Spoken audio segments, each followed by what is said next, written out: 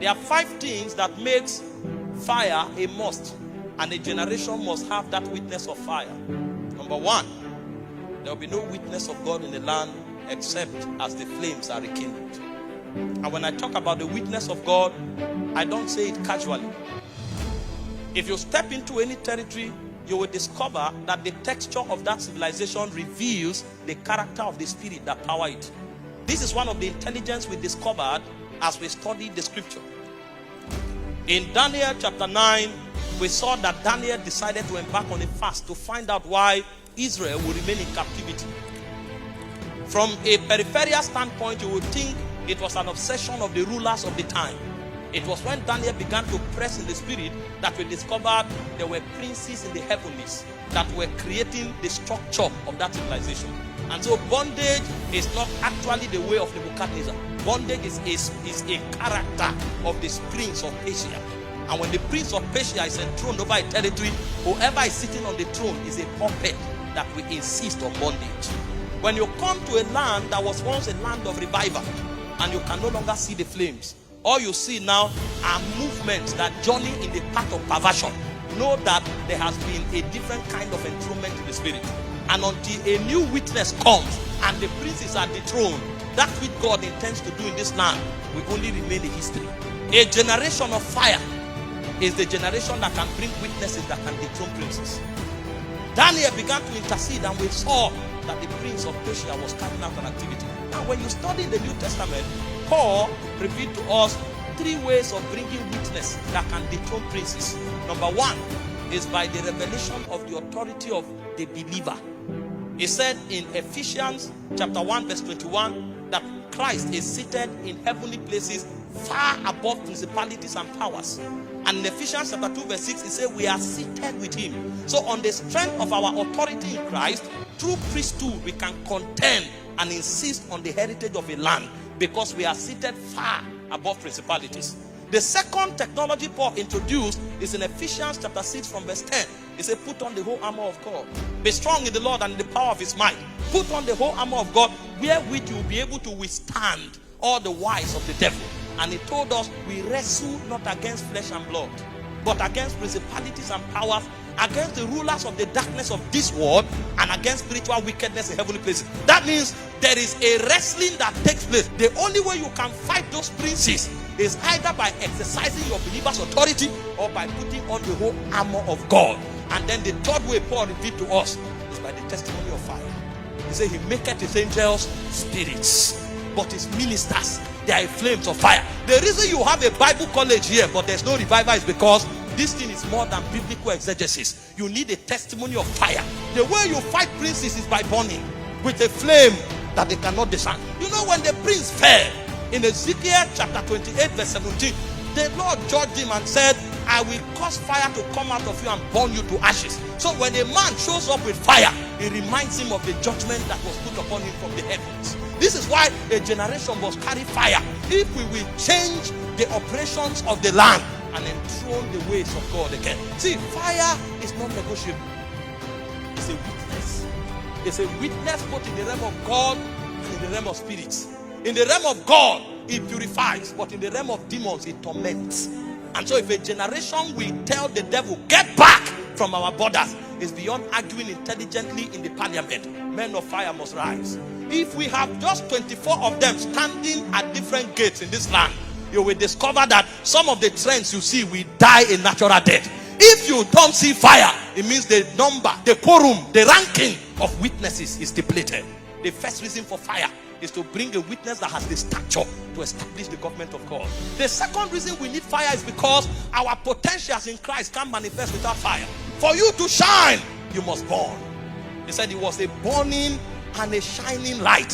See, we come with certificates from Harvard, certificates from Oxford. That's important. There is a place where we use that for negotiation. But before you carry a certificate, you must have the credential in the spirit. And the credential we have is that we are the sons of light.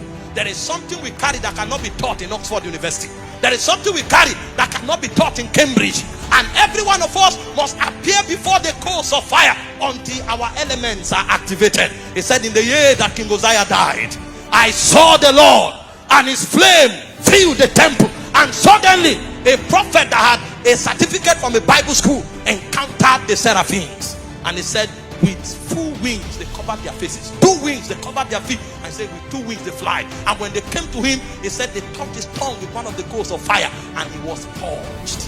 Listen, if all we have is what the world gave us, then our testimony will be at their level. We cannot contend beyond their rank. But there is something we have from heaven. We don't only have the things that universities give.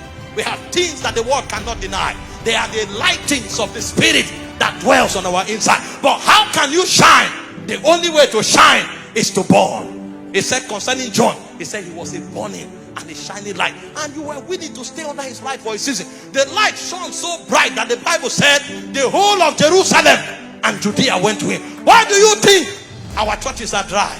Why do you think the territory is becoming desolate? There are no priests that are burning.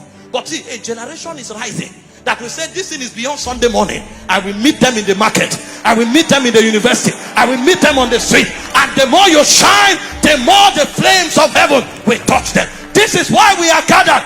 This is not another Christian gathering. This is a convergence point where fire must touch you. That part of you that must be touched with fire, so that the brightness of his glory will manifest. You must be touched in that part. Why do we crave for fire? Number 3, fire awakens our seasons in God. We have seasons, we have times, we have dispensation, and this is another season in God's calendar. But it will take fire for it to happen. Before John manifested, he had to wait until the fire came upon him. There was a prophecy that he will come in the spirit and power of Elijah, but he never manifested until he began to burn. The moment he began to burn, his season came alive. Jesus, the Son of God, came into the world, walked for 33 years. He waited for the fire to descend. The moment the fire came, he began to burn. And when the apostles were about to step out, he said, don't go with textbooks, don't go with lecture notes, don't go with tales of fraternity, don't go telling people that I was with Jesus in Galilee.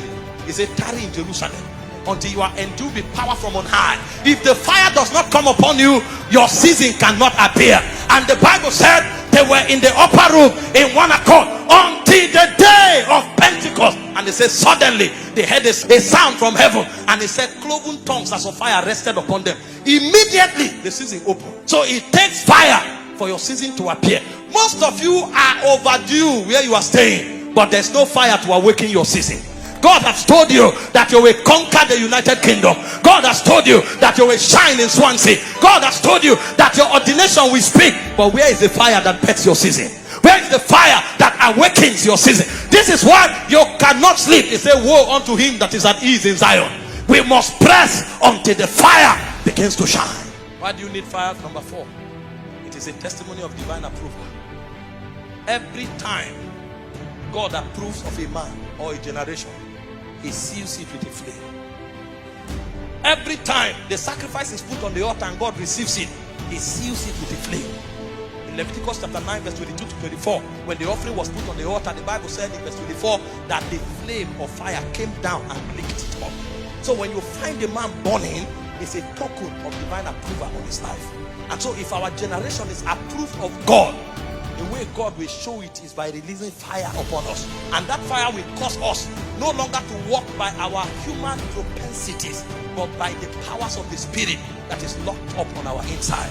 So we will no longer know any man after the flesh. We will know men after the dimensions that they represent. Because when God approves of you, he commissions you with a mandate. He commissions you with a dimension. He commissions you with a power. That is what you take to your world. This is why you must insist. You will not watch people receive fire here tonight. You must carry your own flame. You must carry your own dimension. You must carry your own from heaven, because it's available for everyone. When the fire fell on the day of Pentecost, nobody left without it. You will not live here tonight unless you catch your own fire. You will not live here tonight unless the flame rests upon you. You will not live here tonight until the fire falls upon you. Thank you for watching this video. We trust you have been tremendously blessed. To get more messages by Apostle Michael Oropo, kindly join our Telegram channel by following the link on your screen. Your life will never remain the same. God bless you.